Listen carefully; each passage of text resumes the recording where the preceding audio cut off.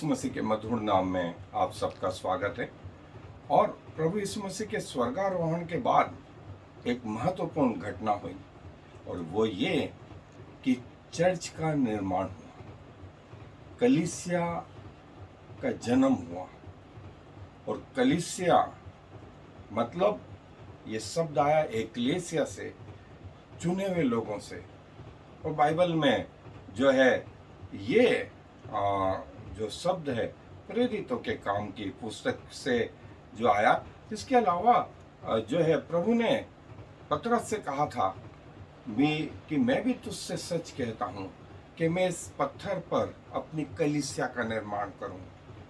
और प्रभु ने जो कहा वो सुसमाचार में आया, फिर प्रेरितों के काम में आया, और इवन प्रकाशित वाक्य में भी ये शब्द आया कि आत्मा कलीसियाओं से क्या कहता। जो है हम देखेंगे कि कलीसिया का आरंभ, कलीसिया का बर्थ हुआ। बहुत सारे पैसेजेस हैं, लेकिन मैं एक जगह से पढ़ रहा हूं, प्रेरितों के काम की पुस्तक, और उसका 11वां अध्याय, उसकी कुछ आयतें पढ़ रहा हूं। पहले कुछ आयतें, पहली आयत से, और प्रेरितों और भाइयों ने जो यहूदिया में थे सुना कि अन्य जातियों ने भी परमेश्वर का वचन मान लिया है। और जब पतरस यरूशलेम में आया तो खतना किए हुए लोग उससे वाद विवाद करने लगे कि तूने खतना रहित लोगों के यहाँ जाकर उनके साथ खाया। तब पतरस उन्हें आरंभ से क्रमानुसार कह सुनाया।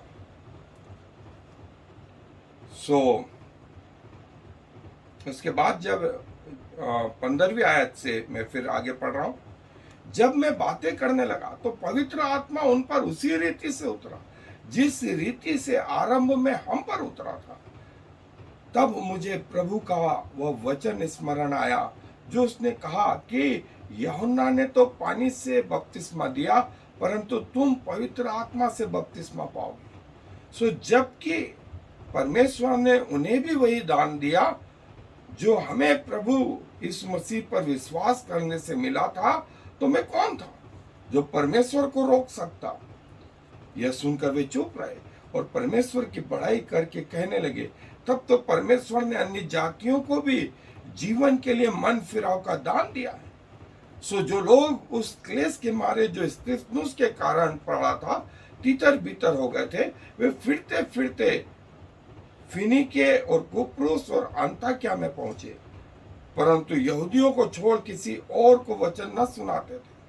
परंतु उनमें से कितने कुप्रुसी और कुरेनी थे जो अंताक्या में आकर यूनानियों को भी प्रभु यीशु मसीह के सुसमाचार की बातें सुनाने लगे, और प्रभु का हाथ उन पर था, और बहुत लोग विश्वास करके प्रभु की ओर फिरे।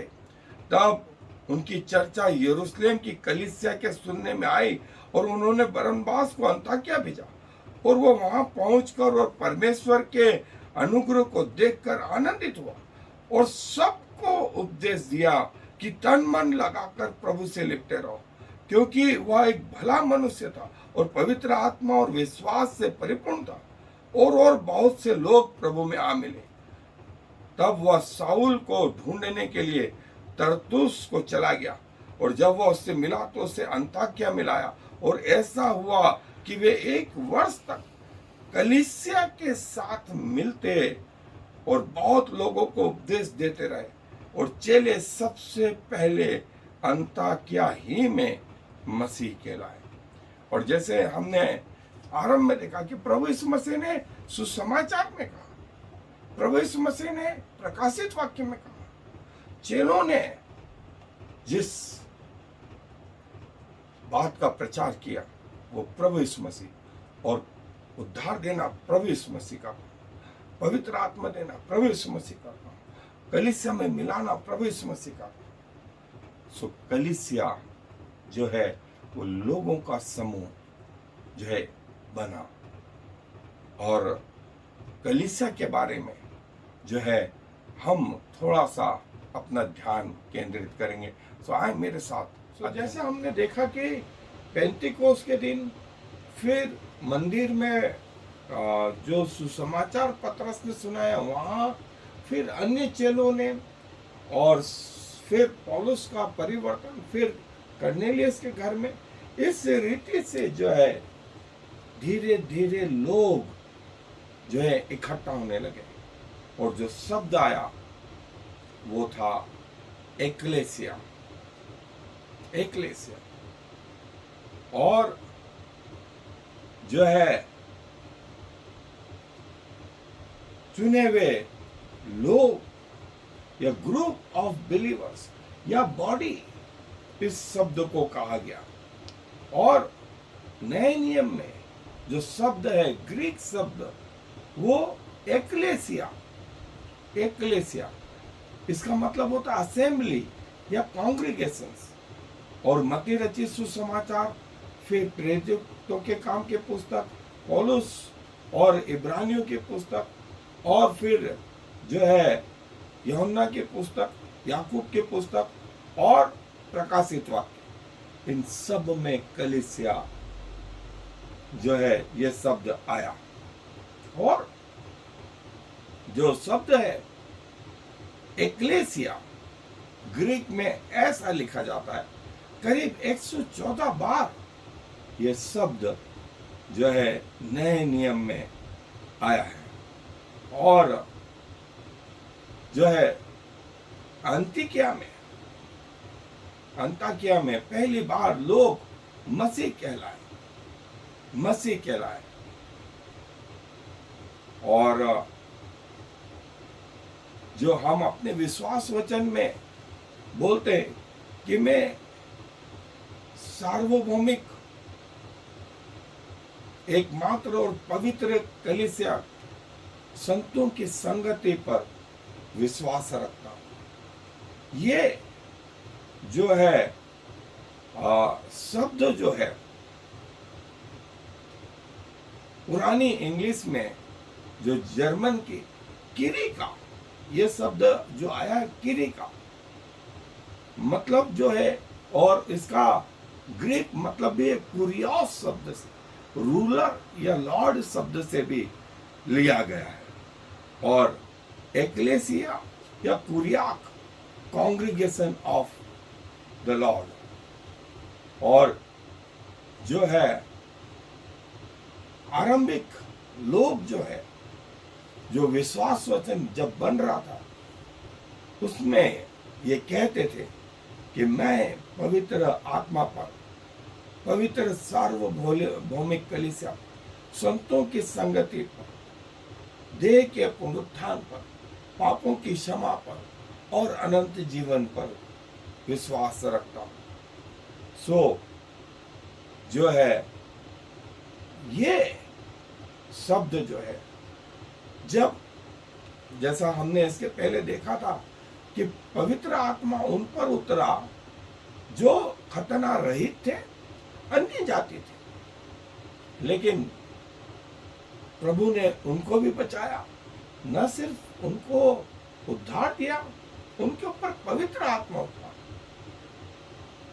बपतिस्मा उनके नहीं हुए थे, तो वो बचा कुचा काम जो है पतरस ने कर दिया।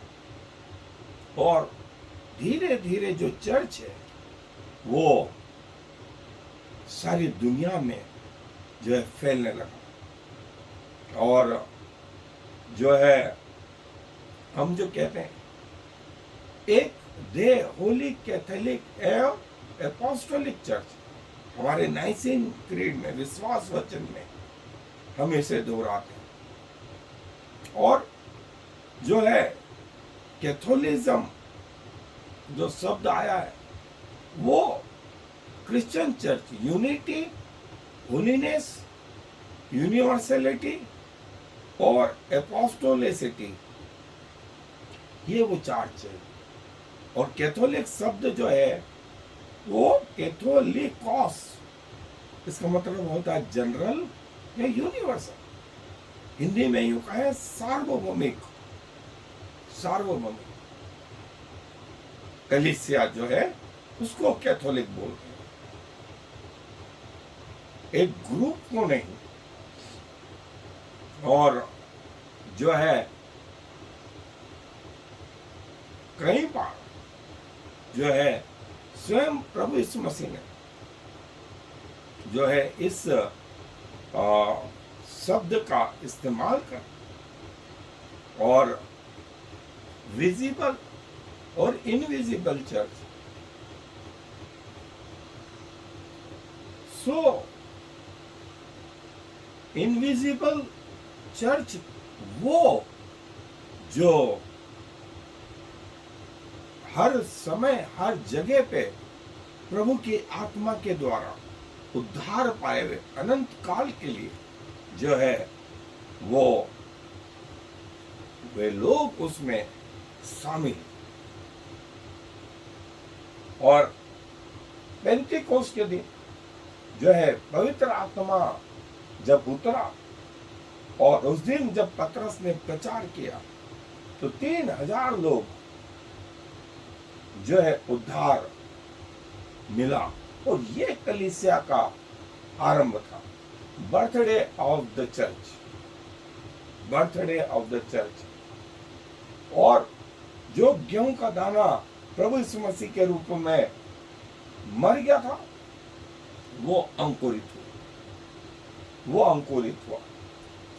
और प्रभु यीशु मसीह का जन्म, उनकी मृत्यु, वो खाली कब्र, वो 40 दिन उनके जी उठने के दिन से लगा करके उनके स्वर्गारोहण के दिन तक, और फिर 10 दिन के बाद में पेंटिकोस्ट, और इस दिन कलीसिया का निर्माण हुआ। तो पेंटिकोस्ट का दिन वास्तव में जो है कलीसिया का निर्माण का, चर्च के निर्माण का दिन रहा।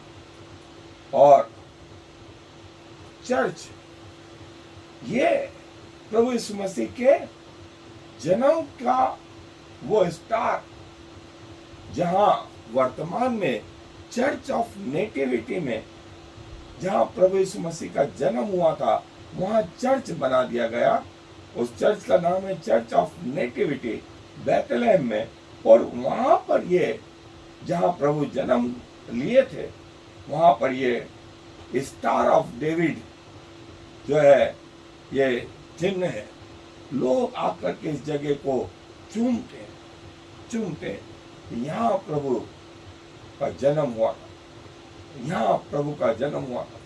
और इस जन्म के पश्चात जो है कलीसिया का जन्म जो है प्रभु के स्वर्गारोहण के 10 दिन बाद। So birth of church, ecclesia, ecclesia. और इसमें सब लोग जो है आनंदित हुए। प्रभु का आत्मा उतरा और लोगों को जो है उद्धार मिला और लोगों के अंदर जो है पवित्र आत्मा आ गया।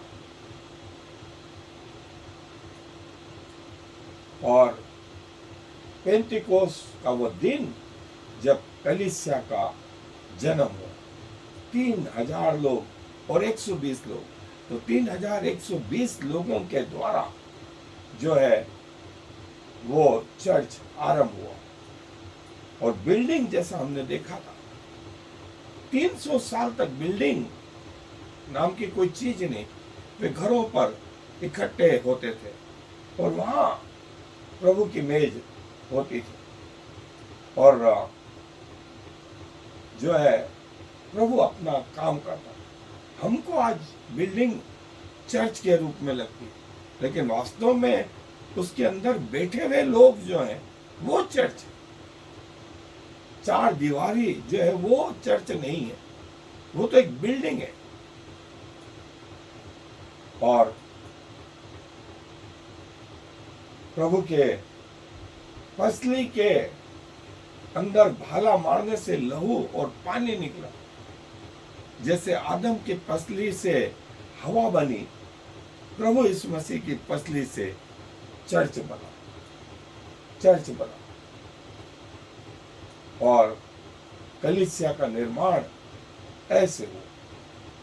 सो फिर से हम प्रभु को धन्यवाद देते हैं कि यदि वो दया नहीं करना चाहते तो यहूदियों की संख्या आज 2000 साल बाद भी 1 करोड़ नहीं है, 1 करोड़ भी नहीं है, जबकि मसीहों की संख्या 450 करोड़ है, जो अन्य जाति से आए, सो जो काम प्रभु ने आरंभ किया था एक छोटे से पौधे के रूप में, वो आज इतना बड़ा चर्च हो गया। ये बॉडी ऑफ क्राइस्ट हो, बॉडी ऑन अर्थ हो, प्रभु का शरीर पृथ्वी पर कलीसिया के रूप। और जब वो बादलों पे मिलेंगे और प्रभु अपने दुल्हन को लेने आए, और वो दुल्हन कुछ और नहीं, वो कलीसिया, वो चर्च। और ये वो कलीसिया के विभिन्न रूप। प्रभु अपनी दुल्हन को लेने आए। प्रभु जो दूल्हा है, एक दूल्हे के रूप में अपनी दुल्हन को लेने आएगा। ये चर्च सारी दुनिया से, यूनिवर्सल चर्च, इसको भी हम आगे देखेंगे। यूनिवर्सल चर्च, अफ्रीका, यूरोप, उत्तरी अमेरिका, दक्षिणी अमेरिका, ऑस्ट्रेलिया, अंटार्कटिका, एशिया, सब जगह के जो विश्वासी हैं, जिनको प्रभु जानता है, जिनको प्रभु ही जानता है और वे व्यक्ति जानते हैं, जिनको प्रभु जानता है और वे लोग प्रभु को जानते हैं, ये है यूनिवर्सल चर्च। और जिसको लेने प्रभु आ रहा है। क्या इस यूनिवर्सल चर्च में आप शामिल हैं? नहीं तो अभी मौके हैं। और यदि आप प्रभु को अपने जीवन में आने देंगे और इस यूनिवर्सल चर्च में शामिल होना चाहते हैं, तो दुआ में मेरे साथ शामिल आए। दुआ जी धन्यवाद देते हैं कि आपने अपनी कलीसिया का निर्माण किया, जो आपके खून से खरीदी गई। आप उसके स्वामी हैं, आप उसको लेने के लिए आ रहे हैं। और विश्व में जो भी विश्वासी हैं, चाहे वे अफ्रीका के हों, चाहे वे यूरोप के हों, चाहे वे अमेरिका के उत्तरी और दक्षिणी अमेरिका के हों, चाहे वे एशिया के हों, चाहे वे ऑस्ट्रेलिया के हों, चाहे वे अंटार्कटिका के हों, किसी भी जगह के वे हों, आप उन्हें जानते हैं, जिसे आप ने अपने लहू से खरीदा है। और वे लोग प्रभु जी जो अभी तक दूर है और आपके पास आना चाहते हैं, आपको अपना उद्धारकर्ता के रूप में ग्रहण कर रहे हैं। प्रभु ऐसे हृदयों को आप जानते हैं, जिनके कानों में ये वचन पड़ रहा है। प्रभु ऐसे लोग यदि आपके पास आते हैं, आप उन्हें ग्रहण करें, अपना बेटा और बेटी बनाएं, उन्हें भी इस यूनिवर्सल चर्च में शामिल करें, कि जब आप इस पृथ्वी पर आए तो बहुत सारी आत्माएं आप विश्वास योग्यता में पाए। क्योंकि ये विनती हम प्रभु यीशु मसीह के नाम से मांग लेते हैं। आमीन और फिर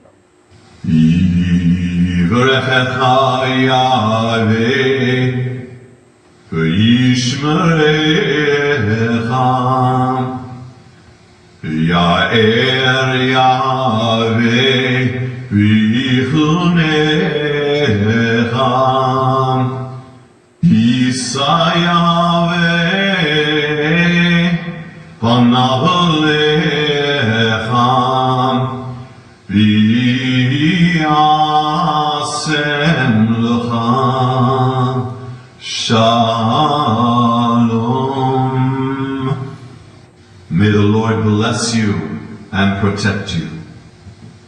May the Lord smile on you and be gracious to you.